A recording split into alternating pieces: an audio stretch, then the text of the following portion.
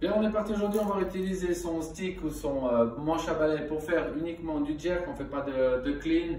Donc, première partie pour le jerk, pensez toujours la position des mains, c'est un pouce depuis les hanches pour avoir une bonne largeur comme si on était sur la barre. Aujourd'hui, le premier exercice, on va faire du split press, donc on se met en position de split final et avec le stick derrière la nuque, on presse devant. Si vous avez des soucis d'épaule, vous pressez plutôt devant que derrière. Si vous faites du push jerk puis pas de split, vous faites uniquement position basse du jerk et là vous pressez. Deuxième exercice, on va faire du jerk balance. Donc là, on va se mettre en position de jerk complète. Ensuite, vous ramenez légèrement le pied vers l'arrière. Puis là, vous faites flexion-extension et vous décalez uniquement le pied d'avant. Donc, restez en appui sur le pied d'arrière, puis vous décalez seulement le pied d'avant. Ce qu'il faut faire attention, c'est pas que le corps il parte sur l'avant, c'est qu'on reste bien droit dans la position quand on déplace le pied. Si vous faites du push jerk, là vous pouvez juste me faire des push jerk en pensant à bien aller chercher, déplacer ses pieds pour descendre en quart de squat. C'est l'idéal. Troisième exercice, on va faire des presses to jerk. Donc en fait, c'est uniquement, je vais presser mon mouvement dès que la barre elle est à la hauteur des yeux ou au niveau du crâne, je vais lancer mon jerk. Donc, je vous le montre de face. Je suis là, je presse et je tombe en jerk. Donc, je monte de côté, je presse la barre et je tombe en jerk. Donc, je commence à presser et ensuite je viens chercher. C'est pour vraiment penser à prendre appui sur la barre pour venir chercher son jerk. Pour le push jerk, même chose, je presse et je tombe sous cette barre. Donc je commence à presser et ensuite je passe rapide sous la barre. Ça c'est pour le press to jerk.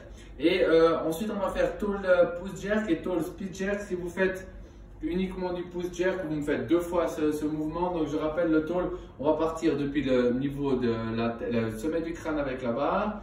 Posez délicatement. Là vous allez monter sur la pointe des pieds pour tomber en split jerk. Je vous montre de côté, monte sur la pointe des pieds pour tomber en split jerk.